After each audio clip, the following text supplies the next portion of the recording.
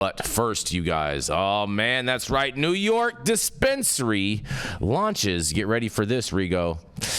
Illegal cannabis buyback program, inciting consumers to transition to the legal market with discounts, you guys. Man, oh man, I'm just picturing the old school gun buyback programs back in the day when the cops would buy back guns, no questions, no asked, and I'm just imagining it being like this. But nonetheless, a New York marijuana dispensary is taking steps to help eradicate illicit cannabis businesses that have proliferated in the state by offering discounts and benefits to people who transition to the legal market. Housing Works, the parent company of the state's first legal adult use dispensary, Housing Works, a cannabis co, announced the illegal cannabis buyback program on Thursday. As regulators continue their push to shut down unlicensed operators, the company is providing consumers with incentives to transition to the legal market.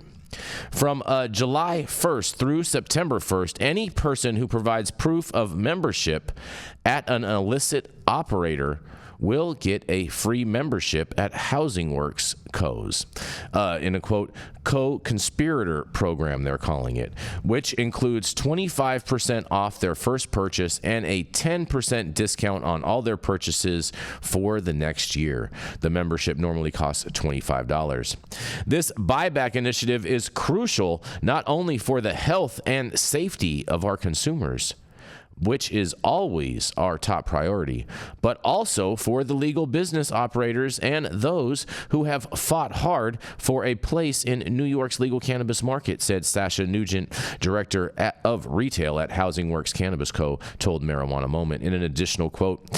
When you purchase from a legal dispensary like Housing Works Cannabis Co., you can rest assured that the purchased products have gone through rigorous state testing and are approved for safe consumption, she said. On top of that, you are supporting an established nonprofit that has relentlessly advocated for the safety of the New York community for over 30 years. As 100% of our proceeds go back to Housing Works. This is a pivotal moment for us, our customers, and New York's legal market, she says. A press email about the new program says that Housing Works, the nonprofit organization that operates the dispensary, has prioritized the safety of the New York community for 30-plus years, dedicating efforts to relentless advocacy, life-saving and housing services, and justice for all. In a quote, they continue to push their mission of safety and community by providing quality, state-tested, and approved cannabis products to those who consume it, it says. Housing Works conducted New York's first adult-use marijuana sales back in December of 2022, and state lawmakers have separately introduced a bill that would allow people in the state to bring legal actions against entities that violate state marijuana laws, potentially empowering ordinary individuals to sue unlicensed cannabis sellers or licenses skirting state law. A news report earlier this year found that despite state officials levying more than $25 million in fines against unlicensed retailers for selling cannabis products last year, only a tiny fraction of those fines had been collected by either the New York Tax Department or the Office of Cannabis Management. Meanwhile, the governor of New York said recently that the state's escalated enforcement actions against illicit marijuana shops is resulting in significant increase in legal sales at licensed retailers.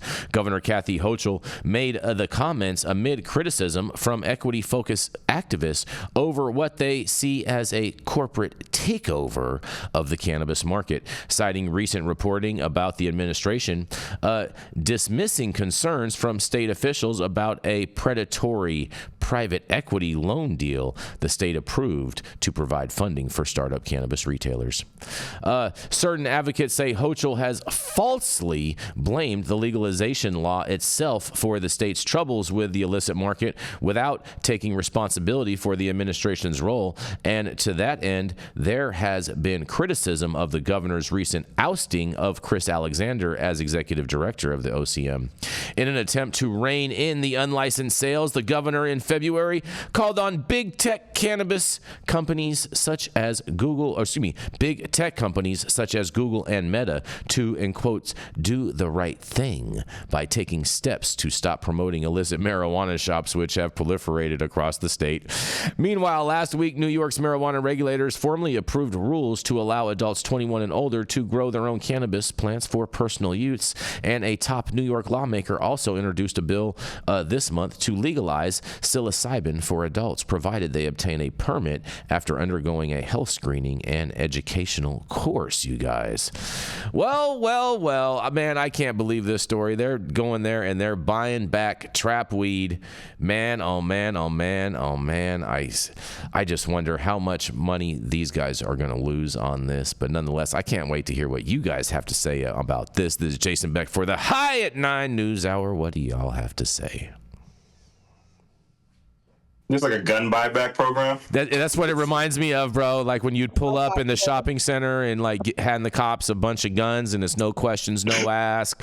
You know what I mean? And then they just give you like some tickets to the sporting event or something like that. This is what this reminds me of. This is crazy. Like, I don't know, man. I mean, I'll tell you what. I wonder if first of all, my first question is, how are they legally doing this? Because they would be accepting illicit product in their store, and therefore they would have open containers in their store, or the possibility of having open containers in their store. So I think that's a violation compliance-wise immediately on that. Not to mention, if I'm someone that is going to participate in this, I'm going to go and buy a bag of illicit product, smoke the majority of it, bring a little bit of it back, and then get the discount and all of that. Like they didn't mention anything that like the trap weed needs to be in its original packaging, original weight, anything like that. And so this just sounds destined to fail from the beginning, in my opinion. Yeah, just buy some cheap ass hemp. Yeah. Right? Exactly. THCA and bring it back in there. Pretty much. I'm like also very confused by this. I think it's a very interesting idea, but to Jason's point, yeah, the compliance piece, I don't know if they have like gifting. Is that allowed in New York? Can people gift cannabis? Is that a thing? I think you can gift it as long as it's 21 and over, to my understanding. Okay, so that makes sense. But even to your point about the packaging, right? How does that work? How are they going to keep it in the store? And are people incriminating themselves by coming in and being like, I bought this trap weed, give me my discount now, please? Well, I don't think they'd be entrapping themselves because of New York's laws, they're legally allowed to possess that. So as long as it was within no questions asked. Yeah. I would imagine that. But these guys think that they're going to make a dent in the illicit market by doing this. I think that is just a joke all within itself. That is a joke. Yeah. Yeah. Joke. All right. Yeah. Why are they they seem to be afraid of competition. Just let them all be legal and have competition. You know, it's not thinking about, if I'm a consumer or a patient and I go and I buy a product, I'm going to go back to another store, give that product to the other store to get something else. Exactly. There's no way. And not to mention, Dr. T, the stuff that you purchased in the trap is probably fresher than the stuff that they're selling in the store. Yeah, they're not thinking from the consumer's perspective. They are not at all. They're not thinking at all. I agree with that. Rico, you have any thoughts on this? I think it's stupid. You think it's stupid? But I think it's stupid. But I guess they're trying. So I'm just trying to stay positive about. Just use my new mantra. The new energy and everything. I'm just trying to find positive in everything. At least they're trying. And even though we know that this effort is going to be fruitless, they're doing something. So I mean, but here. Can I tell you what the biggest problem with this whole initiative is, Rico? The biggest problem is that they don't have any like catchy tagline to get people to rally around it, like bring buds back or something like that. Like they need some kind of catchy tagline to be able to market to people this program, and I don't hear any catchy tagline, and people are this is just going to fall on deaf ears. Throw the booth off the roof. See, oh, that's good. No tagline is going to get me to go back to the store and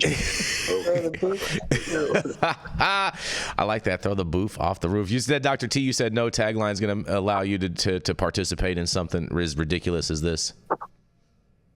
Yeah, no tagline is going to get me out of my house, go to a store, and hand over what I just bought from another store. Yeah. It's ridiculous. Fair enough. I mean, at the same time too, maybe you could go and buy like a shake bag, you know what I'm saying, and dump it into a bag that was like more expensive, and then bring it back into the store. Dude, like you're going to return a higher quality product that you bought for less for a discount on a lower quality product that's more expensive.